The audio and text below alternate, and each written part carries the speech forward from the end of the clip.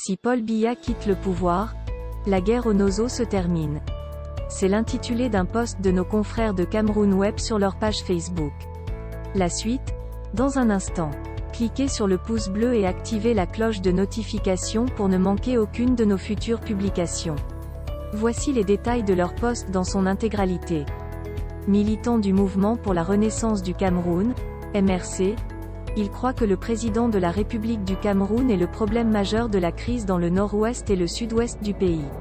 Ce dimanche 7 février 2021, le problème de la crise dans le nord-ouest et le sud-ouest Cameroun est au centre du débat de « droit de réponse ». Il s'agit d'une émission de débat dominicale diffusée sur les antennes d'Equinox TV, un média privé émettant depuis Douala au Cameroun. Bien présent sur le plateau de ce dimanche, Engelbert Lebondatchoua. Ce dernier est un cadre du Mouvement pour la Renaissance du Cameroun, MRC. Lors de sa première prise de parole pendant l'émission, il soutient que le 237, Cameroun, n'est pas une démocratie, comparant dans la foulée, le régime du Vieux Lion à celui de son prédécesseur. Nous vivons l'ère la plus dictatoriale de notre histoire. Aïdjo devant Paul Biya est un ange, a indiqué le militant du parti de Maurice Kamto. Il soutient par ailleurs que la crise qui secoue le nord-ouest et le sud-ouest du Cameroun peut prendre fin, si et seulement si, Paul Biya quitte et tout dit.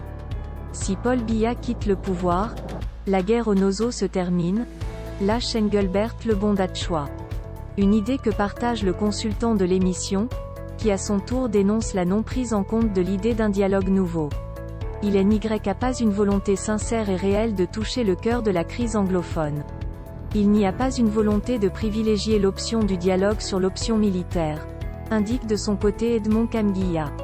Au Cameroun, l'actualité c'est aussi le championnat d'Afrique des Nations, CHAN. Lebondatchoua pense qu'après la défaite du Cameroun, il devait y avoir des démissions.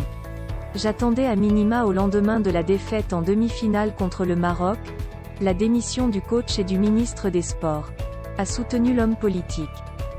Veuillez prendre 3 secondes pour liker la vidéo et la partager. N'oubliez pas de vous abonner à la chaîne YouTube Camer TV Info et Cameroun Actu.